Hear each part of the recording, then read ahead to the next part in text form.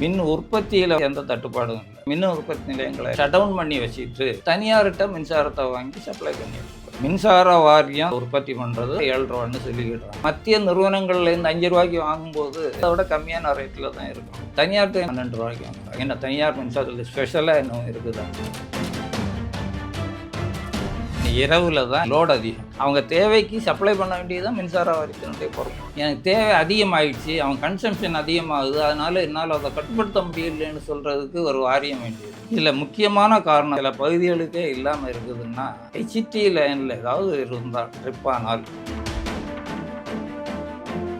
சென்னையை பொறுத்த அளவில் எல்லா சப்ஸ்டேஷனும் இன்டர்லிங்க். பிரச்சனை ஆயிடுச்சுன்னா பக்கத்து சப்ஸ்டேஷன்லேருந்து அந்த லோடை எடுத்துக்கிடலாம். கேடான்னு ஒரு அமைப்பு இருக்குது. ஃபீடர் ட்ரிப் ஆயிடுச்சுன்னா அதுக்கு எதனா ஆகிருக்கோ அதை பார்த்துட்டு அடுத்த எஸ்எஸ்லேருந்து போட்டுக்கணும். அந்த பவர் டிரான்ஸ்ஃபர் ஓவர்லோட் ஆகுதுன்னா அந்த லோடை குறைக்கிறதுக்கு ப்ரொவிஷன்ஸ் எல்லாம் இருக்குது. ஆட்கள் தான் வேணும். அமைச்சர் குறை சொல்றதுக்கு தயாராக இல்லை. புதுசு இங்கே உள்ள என்ன நடக்குதுங்கிற அவருக்கு தெரியாது. இந்த அஃபிஷியல்ஸ் என்ன சொல்கிறாங்களோ அதுதான் அவங்களுக்கு இன்ஃபர்மேஷன். தப்பு பண்ணுறதை யாரும் வெளியே சொல்ல மாட்டாங்க. இல்லைன்னா அமைச்சரை வெளிப்படையாக சொல்லலாம். இல்லை என்ன காரணத்தினால இந்த மாதிரி எல்லாம் வருதுன்னு ஏதோ ஃபீஸ் எல்லாம் திருடிட்டு போயிட்டாங்க. எந்த பில்லரில் கட்டையை உருகுனாங்களோ அதுலேருந்து போயிடாகக்கூடிய சர்வீஸ்.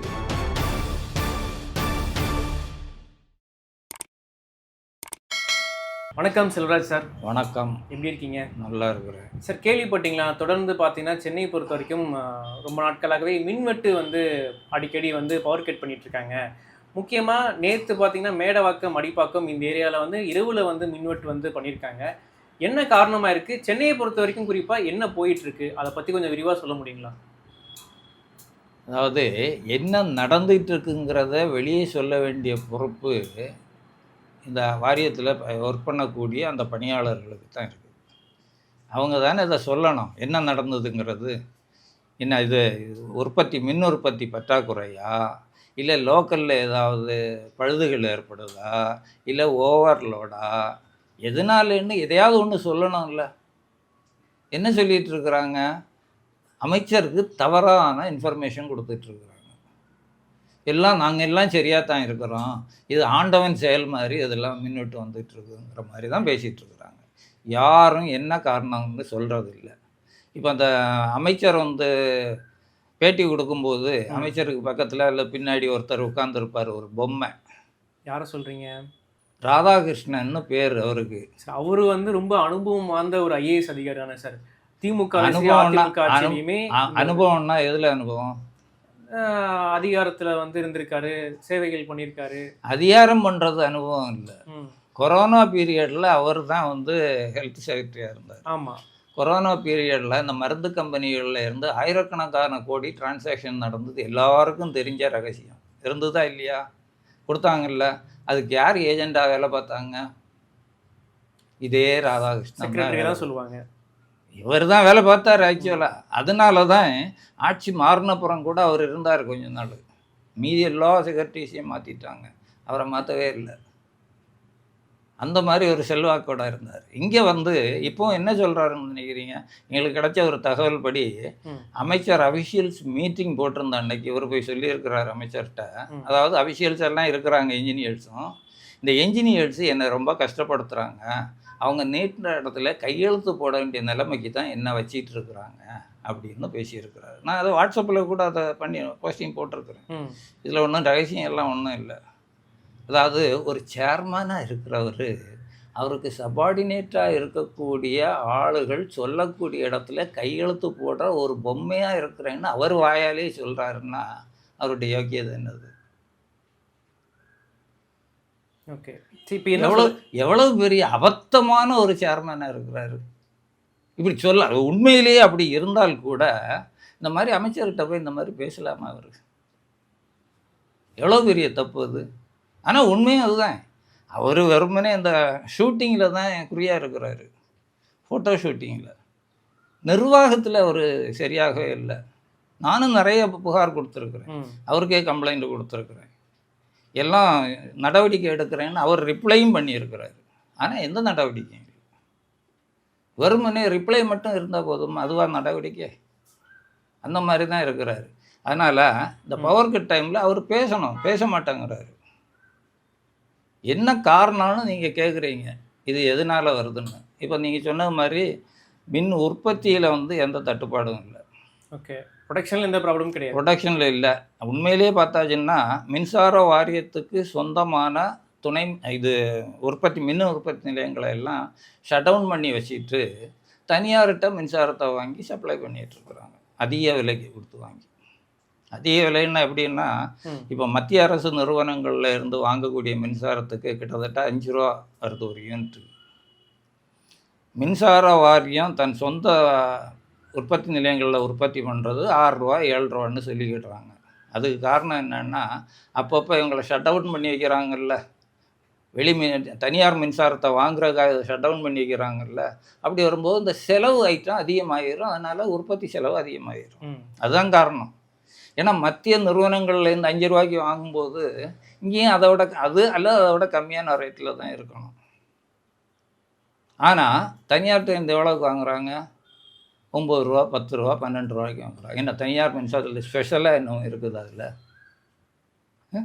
வித்தியாசமான அம்சம் ஏதாவது இருக்குதா? தரம் அதிகமாக இருக்குதா? எதுவும் இல்லை. ஏன் இப்படி வாங்குறாங்க? எல்லாம் அதான் கமிஷன் அடிக்கிற, கொள்ளை அடிக்கிற, அதில் தான் முழுக்க அவங்களுடைய குறிக்கோள் எல்லாம் அதில் தான் இருக்குது. இப்போ ஆனால் நீங்கள் சொல்ல வரதை பொறுத்து என்ன தெரியுதுன்னா, அதிகாரிகள் அப்போ ஒழுங்காக வேலை பார்க்கல, அதில் ஊழல் பண்ணியிருக்காங்க, இதனால தான் இப்படி நடக்குதுன்னு சொல்ல வரீங்களா? இப்போ அமைச்சர் வந்து தலையிடணும்ல? நிச்சயமாக அமைச்சர் தலையிடுறாரு இடலேன்னு அவரை நான் குறை சொல்கிறதுக்கு தயாராக இல்லை. அவர் என்ன புதுசு, இங்கே உள்ள என்ன நடக்குதுங்கிற அவருக்கு தெரியாது. எப்போவுமே ஒரு அமைச்சருக்கு வந்து இந்த அஃபிஷியல்ஸ் என்ன சொல்கிறாங்களோ அதுதான் அவங்களுக்கு இன்ஃபர்மேஷன். அவங்க சொல்கிறது என்ன, அவங்க தப்பு பண்ணுறதை எப்போவுமே யாரும் வெளியே சொல்ல மாட்டாங்க. அதை அப்படி கவரப் பண்ணி தான் எல்லாமே சொல்லுவாங்க. அப்படி தான் இப்போ சொல்லிகிட்டு இருக்கிறாங்க. இல்லைன்னா அமைச்சருக்கு வெளிப்படையாக சொல்லலாம்ல, என்ன காரணத்தினால இந்த மாதிரி எல்லாம் வருதுன்னு. இன்னொன்று சொல்கிறாங்க, இந்த புது அரசின் பெயரை கெடுக்கிறதுக்காகன்னு. அதுக்கு இருக்கலாம், இல்லாமலும் இருக்கலாம். அது சில இடங்களில் லோக்கல்ல யாராவது பண்ணுறதுக்கு வாய்ப்பு இருக்குது, இல்லைன்னு சொல்ல முடியாது. ஆனால் பெரிய அளவில் அது வந்து எப்படின்னா எல்டி பகுதியில் சொல்லலாம். இந்த இப்போ நேற்றைய கூட ஒரு நியூஸ் வந்ததுன்னு நினைக்கிறேன், ஏதோ ஃபீஸ் யூனிட் எல்லாம் திருடிட்டு போயிட்டாங்க, ஃபீஸ் கட்டையெல்லாம் ஆவடியில். ஆமாம், திருடிட்டு போயிட்டாங்க. அது இது ஆளுங்க சொல்லி ஏற்பாடு பண்ணி கூட அது நடந்திருக்கலாம். அப்படி நடந்தாலுமே ஒரு பக்கம் நடந்தால் அந்த பகுதிக்கு மட்டும்தான் வரும். எந்த இடத்துல எந்த பில்லரில் கட்டையை உருகுனாங்களோ அதுலேருந்து ஃபீட் ஆகக்கூடிய சர்வீஸுக்கு மட்டும்தான். ஆனால் இங்கே எல்லா பக்கமே பவர் கட் ஆகுது. முக்கியமாக இரவில் பவர் கட் ஆகுது வந்து சொல்கிறாங்க. எனக்கு எந்த ப்ரியர் இன்ஃபர்மேஷனும் கொடுக்கல மக்கள். ஏன்னா இரவில் தான் இப்போ வந்து லோடு அதிகம். இப்போ வெயில் அடிக்கிற வெயிலுக்கு வந்து கிட்டத்தட்ட எல்லோரும் இப்போ ஏசி ஓசியில் கொடுக்குறாங்க, இஎம்ஐயில் கொடுக்குறாங்கல்ல, அதனால எல்லோரும் வாங்கி மாட்டிடுறாங்க. தேவைப்படுதுன்னு சொல்கிறாங்க, அது இருக்கட்டும், அது ஒரு பக்கம் இருக்கட்டும். அவங்க தேவைக்கு சப்ளை பண்ண வேண்டியதுதான் மின்சார வாரியத்தினுடைய பொறுப்பு. அதை இவங்க சரியாக செய்யணும். எனக்கு தேவை அதிகமாகிடுச்சு, அவன் கன்சம்ஷன் அதிகமாகுது, அதனால் என்னால் அதை கட்டுப்படுத்த முடியலைன்னு சொல்கிறதுக்கு ஒரு வாரியம் வேண்டியது. யார் வேணாலும் சொல்லிட்டு போகலாம். இதில் முக்கியமான காரணம் நீங்கள் சொல்கிறது மாதிரி சில பகுதிகளுக்கே இல்லாமல் இருக்குதுன்னா, ஹெச்டி லைனில் ஏதாவது இருந்தால் ட்ரிப் ஆனால், ஹெச்டி லைனில் ஏதாவது ஃபால்ட் வரலாம். ஃபால்ட் வர்றதில்ல, ட்ரிப் ஆகலாம்.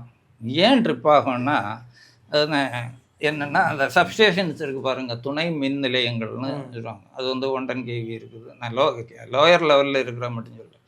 110 kV 33 kVன்னெல்லாம் இருக்குது. இப்போ சென்னையை பொறுத்த அளவில் எல்லா சப்ஸ்டேஷனும் இன்டர்லிங்க்டு. ஒரு சப்ஸ்டேஷனில் ஏதாவது பிரச்சனை ஆயிடுச்சுன்னா பக்கத்து சப்ஸ்டேஷன்லேருந்து அந்த லோடை எடுத்துக்கிடலாம் ஃபுல்லாக. ஸ்கேடாவில் இருந்து அந்த ஸ்கேடான்னு ஒரு அமைப்பு இருக்குது, அவங்க இதை வந்து மொபைல் யூனிட் எல்லாம் இருக்குது அவங்களுக்கு. அவங்க வந்து ஒரு ஃபீடர் ட்ரிப் ஆகிடுச்சுன்னா அதுக்கு என்ன ஆகிருக்கோ அதை பார்த்துட்டு அடுத்த எஸ்எஸ்லேருந்து போட்டு இது பண்ணுவாங்க. அதே மாதிரி ஒரு 33 kV எஸ்எஸ்ஸில் ஓவர்லோட் ஆகுதுன்னா அந்த பவர் டிரான்ஸ்ஃபார்மர் இருக்குது பார்த்தீங்களா, அது சில நேரங்களில் லோட் ஆகும். ஓவர்லோட் ஆகுதுன்னா அந்த லோடை குறைக்கிறதுக்கு அந்த எஸ்எஸ்சில் இருந்துள்ள ஃபீடரை ஆஃப் பண்ணிவிட்டு இன்னொரு எஸ்எஸ்சிலேருந்து சப்ளை போடணும். அந்த வேலையெல்லாம் ப்ரொவிஷன்ஸ் எல்லாம் இருக்குது. ஆட்கள் தான் வேணும், ஆட்களும் இருக்கிறாங்க. இப்போ டிஸ்ட்ரிபியூஷன் செக்ஷனில் வேலை செய்கிறதுக்கு ஆள் இல்லைன்னு சொல்கிறாங்க, அது மாதிரி இல்லை. இங்கே சப்ஸ்டேஷனில் எல்லாம் ஆள் இருக்கிறாங்க, இந்த ஸ்கேடாவிலையும் ஆள் இருக்கிறாங்க, தேவையான ஆள் இருக்கிறாங்க. அப்புறம் ஏன் இந்த மாதிரி ஒரு நிலை வருகிறது? அதான் இப்போ எல்லாம் என்னன்னா, கவர்மெண்ட் அஃபிஷியல்ஸ்னாலே எதுக்கு வேலை செய்யணும்? வேலை செய்தாலும் செய்யலைன்னாலும் 1ஆம் தேதி சம்பளம் சரியாக வந்துடுறது இல்லை. அதுக்கு மேலே எதுக்காக வேலை செய்யணும் அப்படி கஷ்டப்பட்டு? அதுதான். அதை கேட்க வேண்டிய யாரு? அதுக்கு மேலே இருக்கு. அரசு தான் கேட்கணும். அரசு இல்லை, அதுக்கு மேலே இருக்கு. அரசு இதில் எல்லாம் காரணம் இல்லை. அரசுன்னா நீங்கள் எதை அரசுன்னு சொல்கிறீங்க? அரசுன்னா இப்போ விஜய் தலைமையில் அமைச்சரவை இருக்கு, அந்த அமைச்சர் இலாக்கா இருக்க அமைச்சர் அதாவது கேட்கணும். சொல்கிறாங்களா ம். திமுக அரசு, அதிமுக அரசு, தாவேக அரசுன்னு சொல்கிறாங்களா? அதெல்லாம் அரசு இல்லை, அதெல்லாம் கட்சிகள். ம். அரசுங்கிறது நிர்வாகம். ம். ஜனநாயக அமைப்பில் நிர்வாக அமைப்பு தான் அரசுன்னு சொல்கிறது. ம். சரி, இப்போ அதுல எனக்கு இன்னொரு கேள்வி ஒன்று வருது. இப்போ இந்த சம்மரில் வந்து இவங்க ஒழுங்கா வேலை செய்யலைன்னு சொல்றீங்க. இதுக்கு முன்னாடி 1 வருஷம் முன்னாடி 2 வருஷம் முன்னாடியும் இதே மாதிரி தான் சம்மரில் இந்த மாதிரி வந்து இந்த பிரச்சனை வந்துச்சுங்களா? தொடர் மின்வெட்டு, இரவுல மின்வெட்டு இதெல்லாம் வந்து இருந்திருக்கு. கொஞ்சம் பெரிய அளவில் இருக்காது. ஆனால் இந்த வருஷம் வந்து சம்மரில் வந்து டெம்பரேச்சர் கொஞ்சம் அதிகம். ம். சாதாரணமாக முன்னாடி எல்லாம் நீங்கள் சொல்கிற முந்தைய வருஷத்துல எல்லாம் 38, 40க்கு மேலே போகாது ம். டெம்பரேச்சர். இப்போ 42, 43 வரையிலும் போகுதுன்னு சொல்கிறாங்க. ம். அது இதுவே காட்டு, நம்ம ஃபோனில் பார்த்தாலே தெரியும். ம். ஆமாம். டெம்பரேச்சர் கொஞ்சம் அதிகமாக தான் இருக்குது. அதிகமாக இருக்குங்கிற போது கொஞ்சம் கன்சம்ஷனும் எனர்ஜியும் அதிகமாக தேவைப்படும். ஓகே. அது தேவைப்படும் போது இவங்க மேனேஜ்மெண்ட், லோடு மேனேஜ்மெண்ட்டுன்னு சொல்லுவாங்க. அதை மேனேஜ் பண்ணாங்கன்னா இன்டரப்ஷன் ஒரு 5 நிமிஷம் அல்லது 6 நிமிஷம் அந்த அளவில் தான் வரும். சேஞ்ச் ஓவர் பண்ணிக்கிடலாம், ஈஸியாக பண்ண முடியும். ப்ரொவிஷன் இருக்குது, வசதி இருக்குது, எல்லாம் பண்ணணும். ம். ஆனால் இவங்க எதுக்கு அந்த வேலையெல்லாம் செய்யணும்னு உட்காந்துருக்குறாங்க. ம். ஒருவேளை இவங்க சொல்கிறது மாதிரி புது அரசு வந்திருக்குது, அந்த அரசுக்கு கெட்ட பெயர் வரட்டுமேன்னு சொல்லி கூட இவங்க இன்னும் கொஞ்சம் லெதார்ஜிக்காக வேலை செய்யாமல் இருக்கிறதுக்கும் வாய்ப்பு இருக்குது. இருக்கலாங்கிறீங்கன்னா, பெரம்பூர் வந்து விஜயோட தொகுதி. அவர் தான் அங்கே எம்எல்ஏவாக இருக்காருன்னா, அவர் தொகுதியிலேயே மின்வெட்டுலாம் வருது, இந்த மாதிரிலாம் பேச்சு அடிபட்டு அப்போ தானே நல்லா பெரிய அளவில் அது செய்தி பரவும். அதுக்கு கூட யாரும் செய்கிறதுக்கு வாய்ப்பு இருக்குது. ஆனால் இவங்க ஒழுங்காக வேலை செய்துட்டு இருந்தாங்கன்னா அந்த பிரச்சனையே இருக்காது. இப்போ எல்டியில் வந்து நம்ம வீட்டு பகுதியில் ஒரு தெருவில் இல்லை 10 வீடுக்கு இது இல்லாமல் இருக்குன்னா லோக்கலில் ஏதாவது ஃபால்ட் வந்துருக்கலாம். அது பாசிபிள், அது ஒன்றும் தவிர்க்க முடியாது. அதுவும் எப்படி பண்ணலாம்னு தவிர்க்கிறதுக்கு வழி இருக்குது. இந்த மெயின்டெனன்ஸ் ஒர்க்கை ப்ராப்பராக செய்தாங்கன்னா அதை தவிர்க்க முடியும். இவங்க மெயின்டெனன்ஸ் ஒர்க்கை பார்க்குறதில்ல. அதுக்கு என்ன சொல்லுவாங்க, அமைச்சரே சொல்லிகிட்டு இருக்கிறாரு 70,000 போஸ்ட் வேக்கண்ட்டுன்னு. ஆனால் அவருக்கு தெரியாத ஒரு விஷயம் என்னன்னா, இந்த மாதிரி ஆள் இல்லாமல் இருக்கிறது தெரிஞ்சு மின்சார வாரியமே ஒவ்வொரு ரீஜனுக்கும் ஒரு மண்டலம் இருக்குது. இப்போ சென்னையை பொறுத்தவரை நார்த்து சவுத்துன்னு இருக்குது, வெள்ளூர், விழுப்புரம் மண்டலங்கள் இருக்குது. ஒவ்வொரு மண்டலத்துக்கும் 30லேருந்து 40 கோடி ரூபாய் அந்த கான்ட்ராக்ட் லேபர் சப்ளைக்காக கான்ட்ராக்ட் விடுறாங்க. வருஷம் இது நடந்துகிட்ருக்குது. அந்தபடி பார்த்தாச்சுன்னா இப்போ லேட்டஸ்ட்டாக வந்திருக்கிறது ஒரு செக்ஷனுக்கு சிட்டியில் வந்து 10 பேர் அவங்க சப்ளை பண்ணணும், 8 பேர், சில இடங்களில் 8 பேர், சில இடங்களில் 6 பேர்னு இருக்குது, சப்ளை பண்ணணும்னு இருக்குது. ஆனால் எந்த கான்ட்ராக்டரும் அந்த அளவுக்கு எண்ணிக்கையில் லேபரை சப்ளை பண்ணுறதே இல்லை. ஏன்னா அவன்கிட்ட ஆள் கிடையாது. ஆள் இருந்தாலும் அவன் சப்ளை பண்ணுறது. ஏன் இப்படி இருக்குது? இப்போ சொல்லியிருக்கிறார் அமைச்சர் 15,000 போஸ்ட்டு ஃபில்லப் பண்ண போகிறேன்னு சொல்லி. அது எப்படி நடக்குதோ அதை பார்த்துக்கலாம். ஆனால் இந்த பணம் கொடுத்தும் அந்த ஆட்கள் சப்ளை பண்ணாத ஒரு நிலை இருக்குல்ல. ஆனால் இதில் முக்கியமான ஒரு அம்சம், ஆள் சப்ளை பண்ணலை, அப்போ பில்லு போடுறாங்களா இல்லையான்னு எப்படி தெரியும்? எனக்கு தெரிஞ்சு என்னுடைய அனுமானத்தில் வந்து இவங்க ஆளை சப்ளை பண்ணாமலேயே பில்லு போட்டு வாங்கிட்டு இருக்கிறது தான் இவங்களுக்கு வாடிக்கை. அதுக்கு மட்டும்தான் இதை பயன்படுத்துகிறாங்க. ஒரு ரீஜனுக்கு 30 கோடி 40 கோடிங்கிற போது 12 ரீஜன் இருக்குது பாருங்கள். எவ்வளோ, கிட்டத்தட்ட 400லேருந்து 500 கோடி ரூபா இந்த மாதிரி எதுக்குமே பயன்படாமல் இந்த அஃபிஷியல்ஸும் கான்ட்ராக்டர்ஸும் பங்கு போட்டு எடுத்துகிட்டு போயிடுறாங்க. இப்போது சென்னையை பொறுத்தவரையும் சார் எவ்வளோ மெகாவாட்ஸ் தேவைப்படும்? ஏன்னா நம்மக்கிட்ட வந்து தெர்மல் பவர் பிளான்ட் இருக்குது, அட்டமிக் பவர் ஸ்டேஷன் எல்லாமே நம்மக்கிட்ட இருக்குது. எவ்வளோ உற்பத்தி பண்ணுவாங்க? சென்னையை பொறுத்த வரைக்கும் எவ்வளோ தேவைப்படும் இந்த சம்மரை பொறுத்த வரைக்கும்? உற்பத்தி வந்து தேவைக்கு அதிகமாக உற்பத்தி ஆகிட்டு இருக்குது. நம்ம டிமாண்ட் வந்து 20,000 21,000 மெகாவாட் ரேஞ்சில் தான் இருக்குது. அதுலேயும் கூட ஒரு திருட்டுத்தனம் இருக்குது. இப்படி எல்டி சென்டர்னு ஒன்று இருக்குது. அதுதான் இந்த உற்பத்தி எவ்வளவு டிமாண்ட் இருந்தது, எவ்வளவு டிமாண்டை மீட் பண்ணாங்கிற டீட்டெயில்ஸ் எல்லாம் ரெகுலராக போட்டுட்ருப்பாங்க வெப்சைட்டில். முன்னாடி எல்லாம் வந்து இன்றைக்கி டேட்டு இருக்குன்னா இதுக்கு முன்னாடி எவ்வளோ 1 வருஷம் 2 வருஷம் முன்னாடி உள்ளதெல்லாம் பார்க்குறதுக்கு ப்ரொவிஷன் இருந்தது. இப்போ என்ன பண்ணியிருக்கிறாங்கன்னா ஒரு நாளைக்கு உள்ளது தான் பார்க்க முடியும். ஓகே, இன்றைக்கி உள்ளதை இன்றைக்கி பார்க்கலாம், நேற்றைக்கு உள்ளதை இன்றைக்கி பார்க்க முடியாது, நாளைக்கு உள்ளதை நாளைக்கு பார்த்துக்கலாம், இன்றைக்கி உள்ளது நாளைக்கு பார்க்க முடியாது. ஏன் இந்த அயோக்கியத்தனம் பண்ணுறானுங்க? ஏன் இந்த மாதிரி மறைக்கணும்? அதாவது உண்மை பொதுமக்களுக்கு தெரியக்கூடாது என்பதற்காக இந்த மாதிரி திருட்டுத்தனமான வேலையெல்லாம் பண்ணிட்டு இருக்காங்க. ஆனா இப்ப போன அரசு திமுக அரசுல இவ்வளவு பெரிய இம்பாக்டா தெரியல. ஆனா இப்பதான் ரொம்ப பெரிய இம்பாக்டா தெரியுது. ஏன் நினைக்கிறீங்க அப்படி? சார், இதில் திமுக அரசு அதிமுக அரசுன்னு சொல்கிறதெல்லாம் வெறும் இது ஆ. வெத்து பேச்சு. ம்.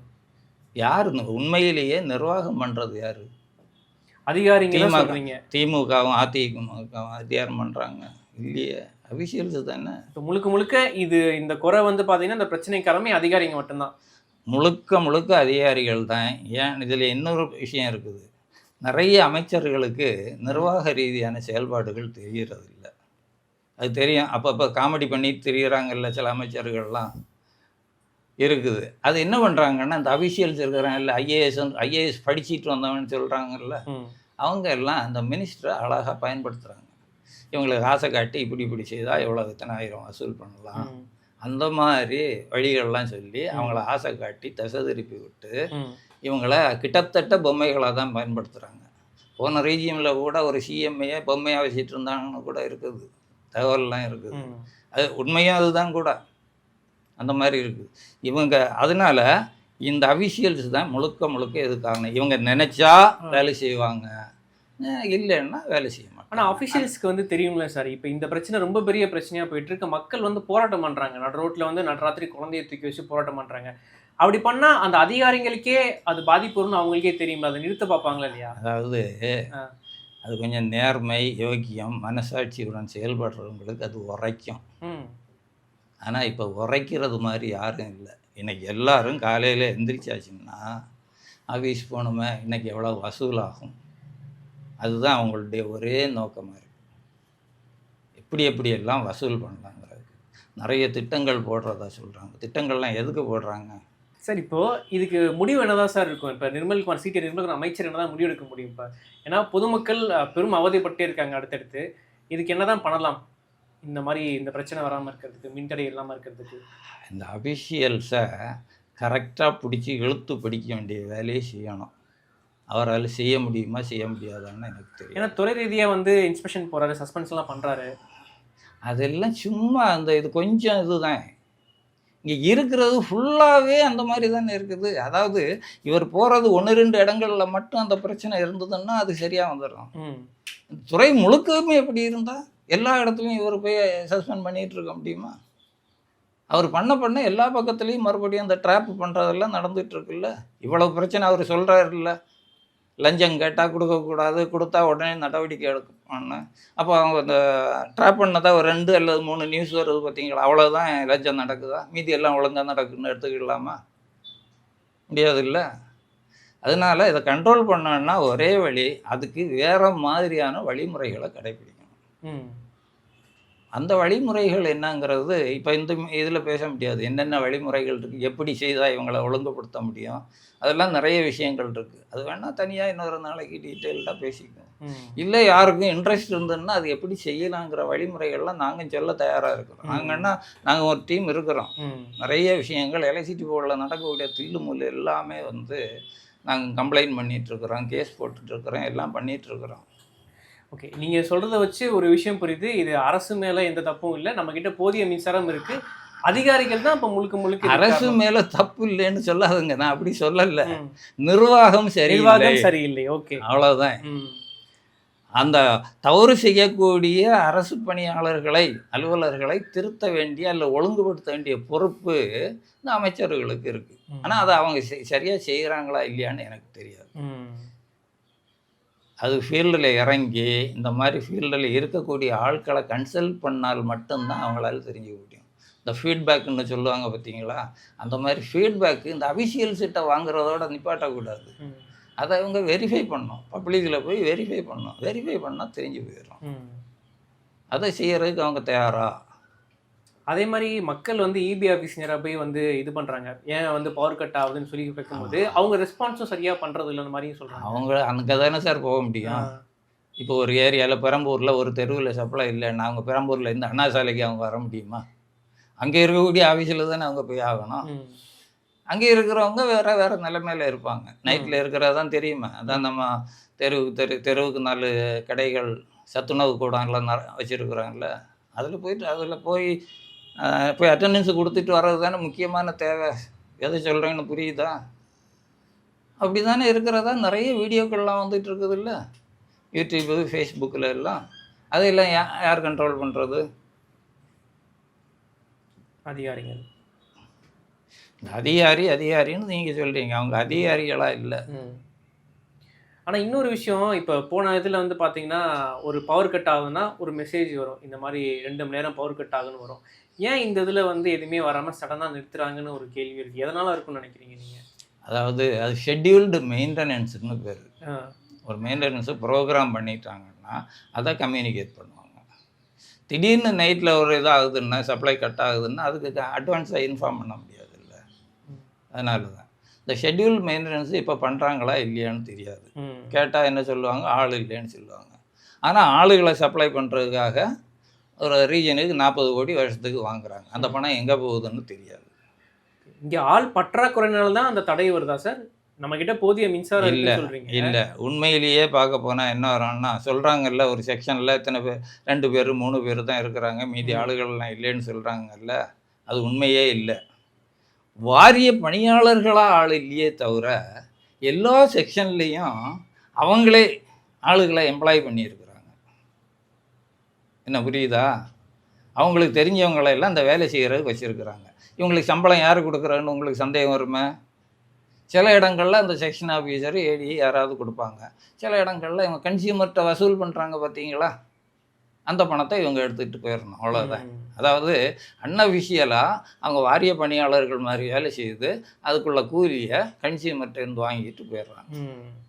அதுதான் உண்மையான நிலைமை. ஆள் இல்லைங்கிறது வெளியே சொல்லக்கூடியது. எல்லாத்துக்கும் நம்மள 70,000 பேர் போஸ்ட் வேக்கண்ட்டுன்னு சொல்கிறாங்கல்ல, அது உண்மைதானா இல்லையாங்கிறது யாருக்கும் தெரியாது. சரிங்க சார். ஓகே சார், உங்கள் நேரத்துக்கு ரொம்ப நன்றி. நிறைய விஷயம் இது கேட்டு தெரிஞ்சுக்கிட்டோம். வணக்கம் சார். நன்றி. வணக்கம்.